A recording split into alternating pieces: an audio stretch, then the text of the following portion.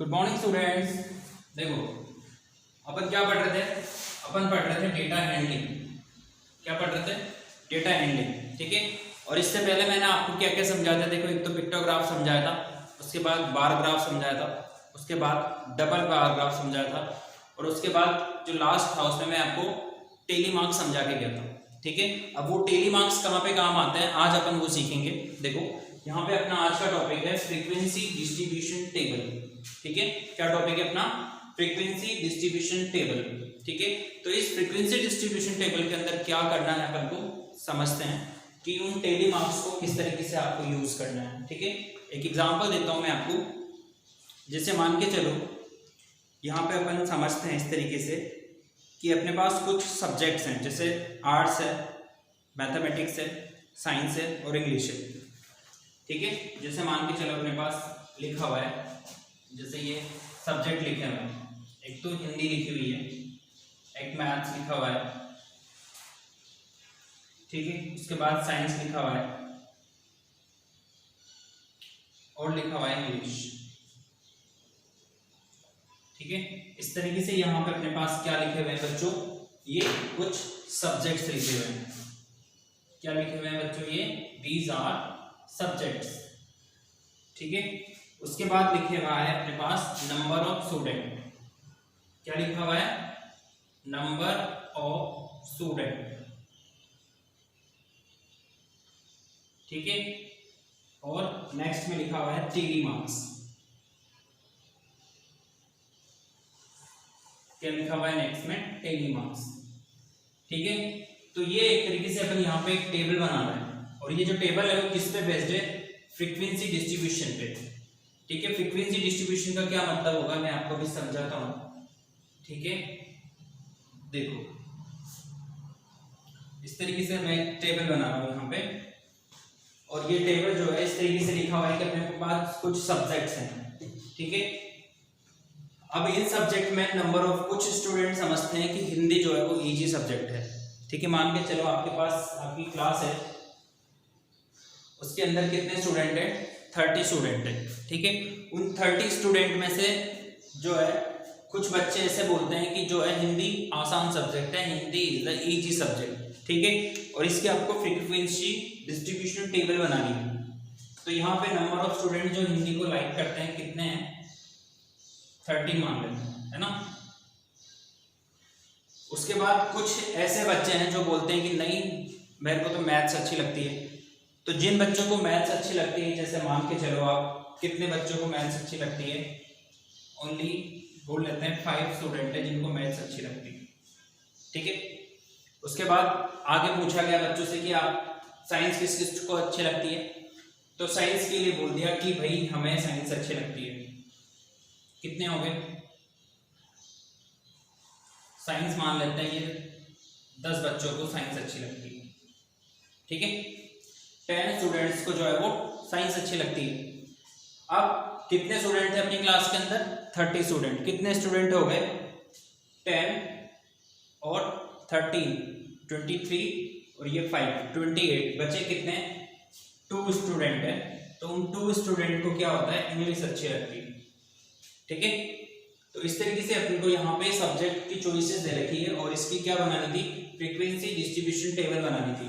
तो ये टोटल तो कितने हो गए अपने पास? टोटल स्टूडेंट कितने हो गए बच्चों? टोटल स्टूडेंट हो गए अपने पास 30, और इस तरीके से अपने पास डिस्ट्रीब्यूशन टेबल बन गई। अब क्या करना है? इसके टेली मार्क्स अपन को बनाना है। तो टेली मार्क्स कैसे बनाएंगे? जैसे देखो 13 है, कल मैंने आपको समझाया था कि कैसे अपन टेली मार्क्स को रिप्रेजेंट करते हैं। जैसे 13 को कैसे लिखेंगे?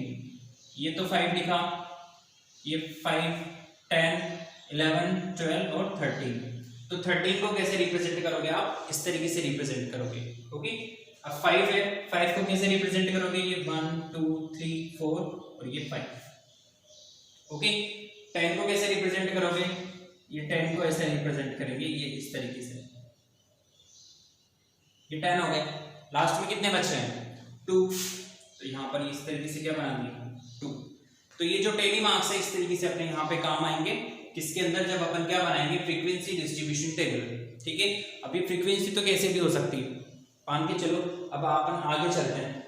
फ्रीक्वेंसी डिस्ट्रीब्यूशन टेबल में क्या होगा, फ्रीक्वेंसी दे रखी होगी, मतलब कोई भी ऑब्जेक्ट जो है, जैसे फ्रीक्वेंसी क्या होती है बताओ, पर्टिकुलर कोई नंबर होंगे ना, जैसे आप रेडियो पे फ्रीक्वेंसी वो करते हो, एफएम सुनते होंगे 92.5 एफएम तड़का लाइक दिस है ना, तो क्या करते हैं अपन फ्रीक्वेंसी ट्यून करते नहीं करते हैं, तो वहां पे नंबर ऑफ डेटा मतलब नंबर ऑफ कोई पर्टिकुलर डिजिट जो होगी उसको अपन क्या बोलेंगे प्रेजेंट टाइम पे फ्रीक्वेंसी से कंपेयर करेंगे, ठीक है। तो हिंदी की फ्रीक्वेंसी कितनी होगी, इस पूरी क्लास में से कितने जने जो है, कितने स्टूडेंट जो है हिंदी को लाइक करेंगे, ठीक है, तो उसकी फ्रीक्वेंसी कितनी हुई 13, समझ रहे हो। फिर ऐसे मैथ्स की कितनी हो गई 5, फिर कितनी हो गई साइंस की 10 और इंग्लिश की कितनी हो गई 2, ठीक है। तो इस तरीके से अपन यहाँ पे फ्रीक्वेंसी डिस्ट्रीब्यूशन टेबल बनाएंगे, ओके। समझ में आ गया आपको कि डेली मार्क्स किस तरीके से अपन को यूज करने हैं, ठीक है। आगे चलते हैं अपन अब अपन आगे समझते देखो ग्रुपिंग डेटा, ठीक है। ग्रुपिंग डेटा क्या होगा, जैसे अभी अपन ने समझा फ्रीक्वेंसी डिस्ट्रीब्यूशन टेबल, उसको कैसे फॉर्म करते हैं। अब अपन थोड़ा सा आगे चलते हैं और इसमें सीखेंगे अपन ग्रुपिंग डेटा। ग्रुपिंग डेटा से मतलब क्या होता है, देखो जैसे आपकी क्लास है, ठीक है, और उस क्लास में आपके कितने स्टूडेंट है, 30 स्टूडेंट है। अभी जैसे मैंने आपको बोला, यहाँ पे मानते हैं कि अपने पास कितने स्टूडेंट है, 20 स्टूडेंट है, और उनके जो है मैथ्स में इस तरीके से मार्क्स आए, मैंने सामने लिखे हुए हैं, देखो किसी के 12 आए, किसी के 6, फिर 8, किसी के 10, किसी के 12।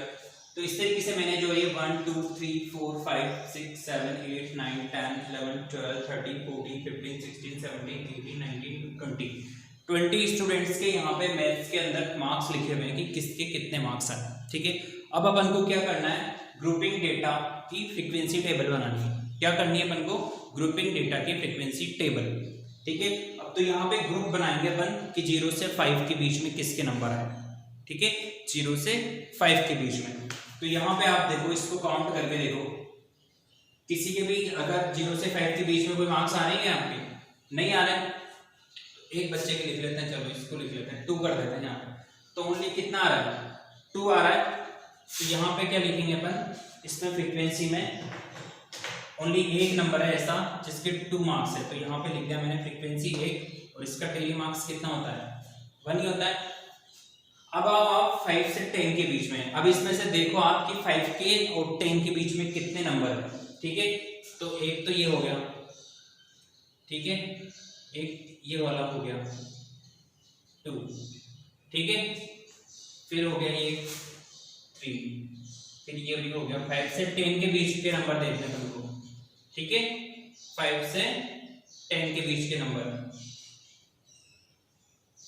ठीक है। और देखो बताओ कि 5 से 10 के बीच में और कौन आ रहा है क्या।